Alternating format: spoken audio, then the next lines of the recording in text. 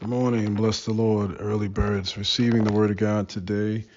We thank God for the privilege of sharing with you in this sacred space of just a few moments, according to our sequence of scripture lessons during this Lenten season, but in all times, always amazingly appropriate and real.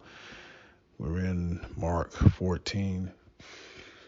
Toward the end of Mark 14, as Jesus is arrested, he has been betrayed and abandoned, and Peter is kind of watching at a distance. In this seemingly eerily accurate and prophetic uh, set of unfolding moments where, again, the Word of God just envelops and encapsulates and basically comes to fruition. Jesus said, Peter, before the cock crows, you will deny me 3 times. And as soon as Peter did it,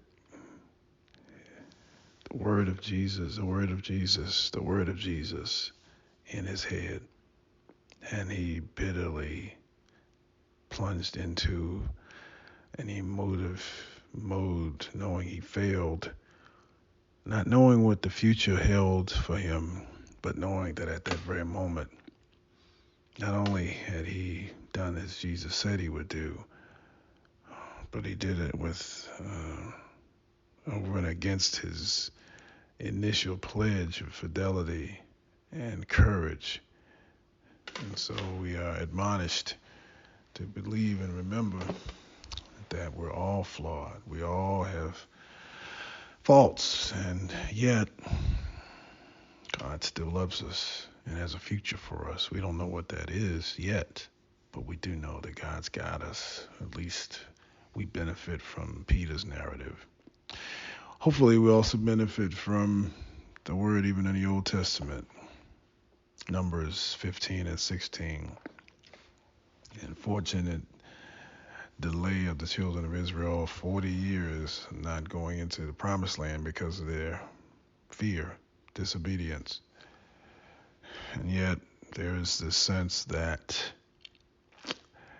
God still has not given up on them.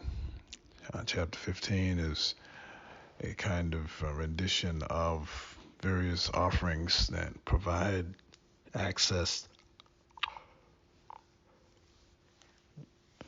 for furtherance of relationship, the opportunity to kind of wipe the slate clean, if you will, and through various means of special offerings, especially the first of that which is grown, in remembrance of the one who gives growth, the one who gives life, the God who offers and supports sustenance and sustainable systems and subsistence, who provides for us on a regular basis and keeps his promise, seed time and harvest,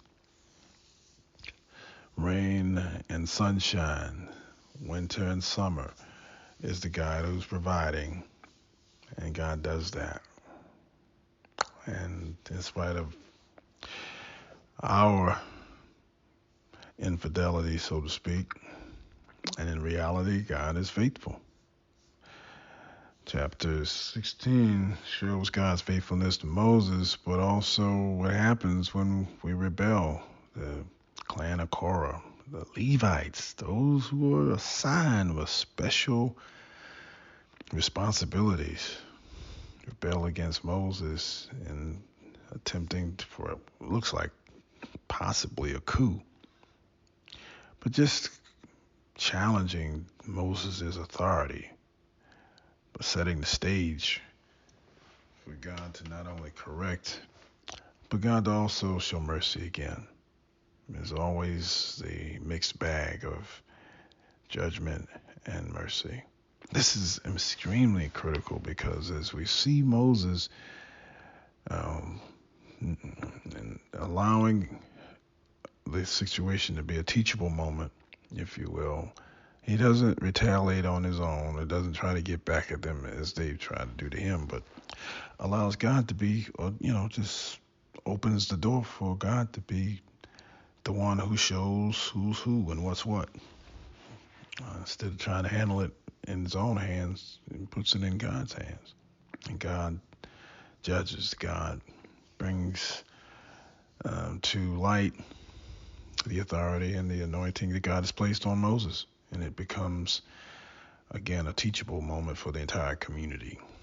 The priests cover the people from a plague. God is intent on wiping out all, but Moses intercedes, even on behalf of those who are his haters. What a telling character trait for a humble person who is aware of who he is in the Lord, but also knows the nature of those who he serves. And God provides this amazing moment of measured judgment juxtaposed to Moses' diligent intercession. I'm going to stop there, family, and encourage you today during a season of Lent, to know that in spite of our error, in spite of our mistakes, God has plans for you. God has plans for me. And we ought to trust in the Lord. Don't look at the way things look, but trust in what God has already provided. And what God has done, God is able to do in different ways beyond what we could ask or even think, by the mighty workings of the Lord Jesus Christ in you and in me. Lord, direct our footsteps, we pray. Help us to yield to your direction, to take our hands off the wheel, to get our hands out of the way, and to make choices that honor you and honor your kingdom for the service of humanity. In Jesus' name, we thank you, Lord. Hallelujah. Amen. God bless you, early birds. Be encouraged. Be strengthened in the word. Continue to read daily, pray daily, and trust in the Lord daily. We love you. God bless you. Peace.